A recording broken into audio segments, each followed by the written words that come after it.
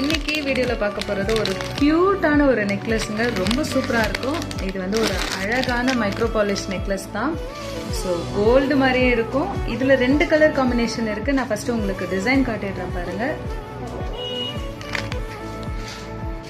This is very simple and cute. அழகா வந்து நீங்க சுடிதாருக்கும் போட்டுக்கலாம், சாரிக்கும் போட்டுக்கலாம்.